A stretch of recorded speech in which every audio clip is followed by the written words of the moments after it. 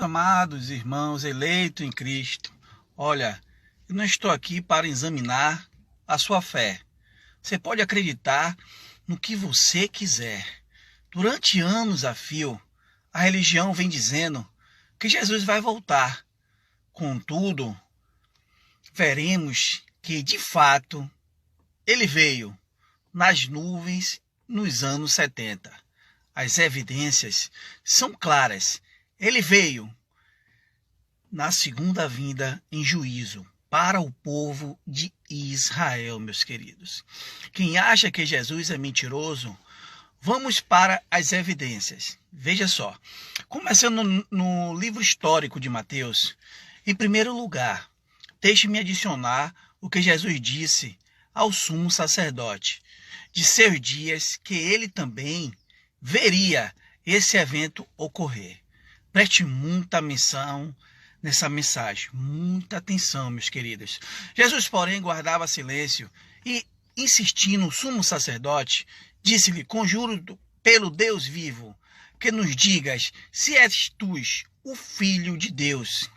Disse-lhe Jesus, preste atenção, tu o disseste, digo-vos, porém, que vereis em breve o Filho do Homem, assentado à direita do poder e vindo sobre as nuvens do céu. Livro histórico de Mateus 26, 63 e 64. Veja só, Jesus não estava falando que ele demoraria 2000 anos, mas hoje o povo lê as Escrituras numa forma literal, como se ela tivesse sendo escrita hoje. Será que o sumo sacerdote está vivo até hoje, esperando Jesus, ou Jesus não cumpriu o que ele falou? Olha só, mais uma evidência que Jesus falou. Preste bastante atenção, meus queridos, nessa mensagem, que é muito importante para nossas vidas nos dias de hoje.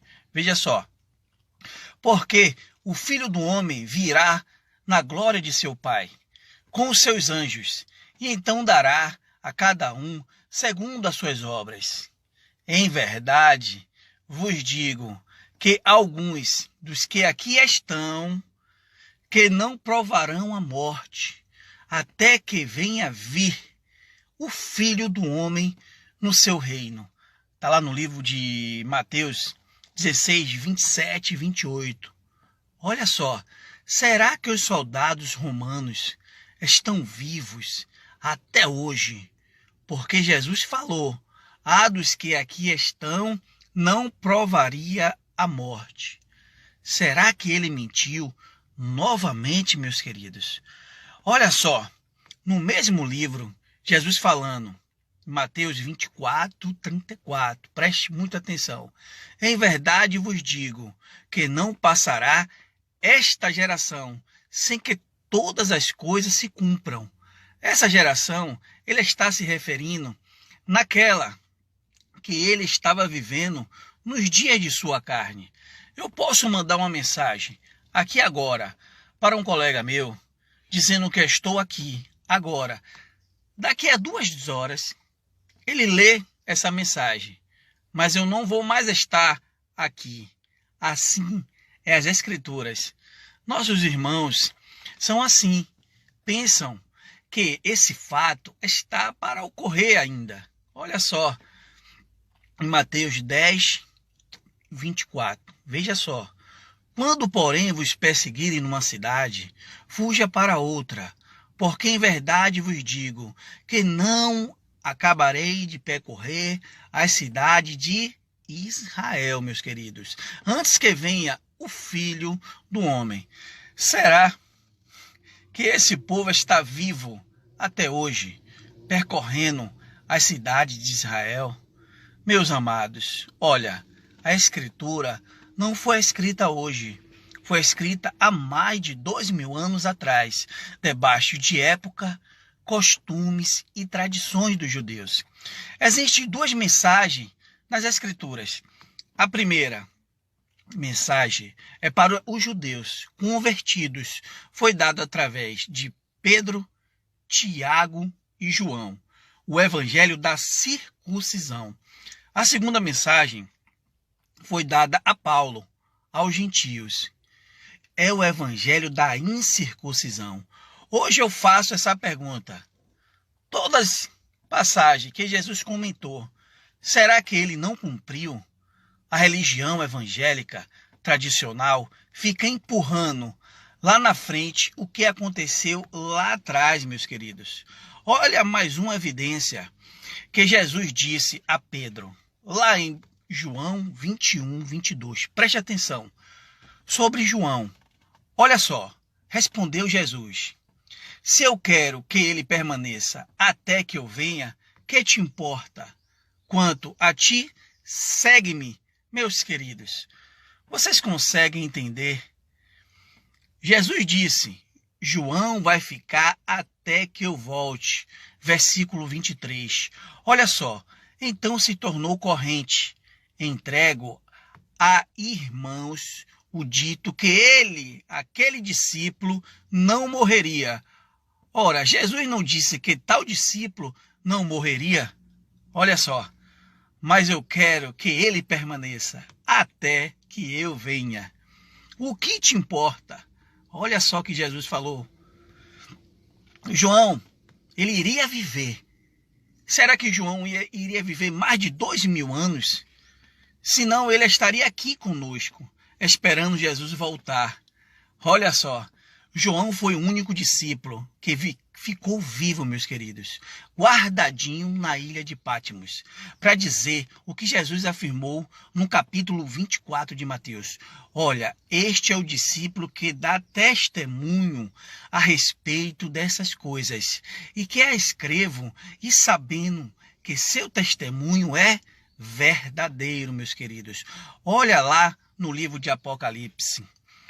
João escreveu Apocalipse 1 e 2. Revelação de Jesus Cristo, que Deus lhe deu para mostrar ao seu servo as coisas que brevemente devem acontecer.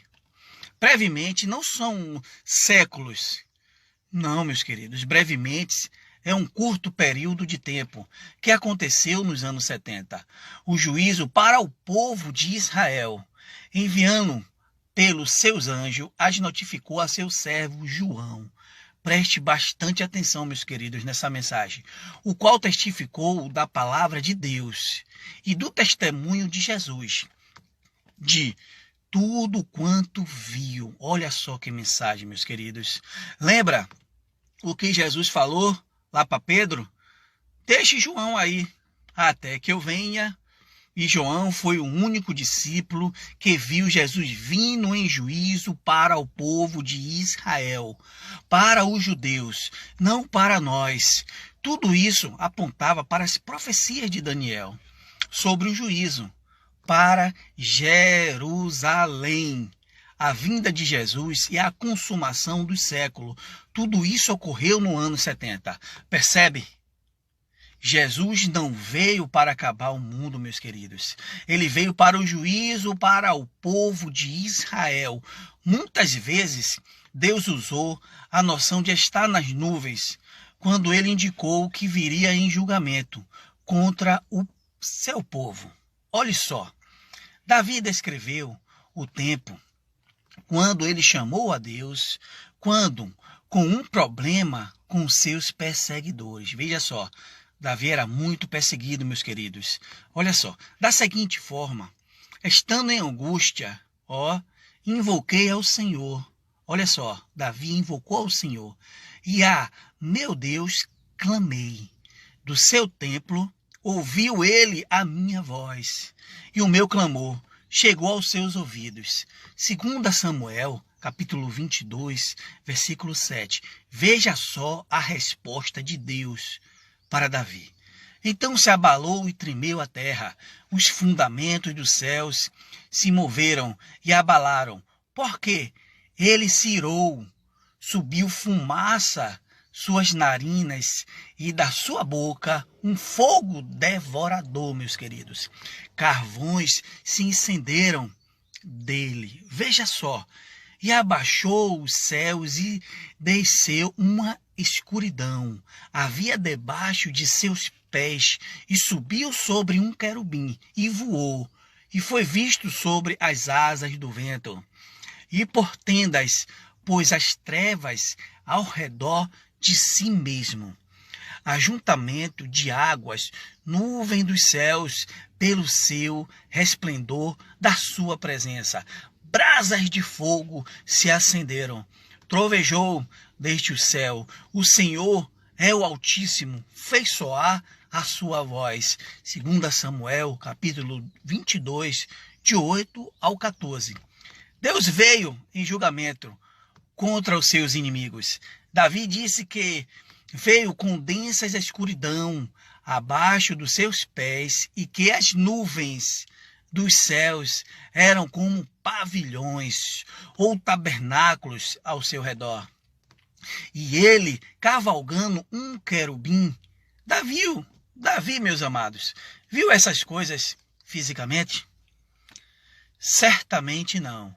Mas Davi foi inspirado por Deus para descrever o julgamento de Deus sobre os seus perseguidores. Veja só, como uma vinda nas nuvens.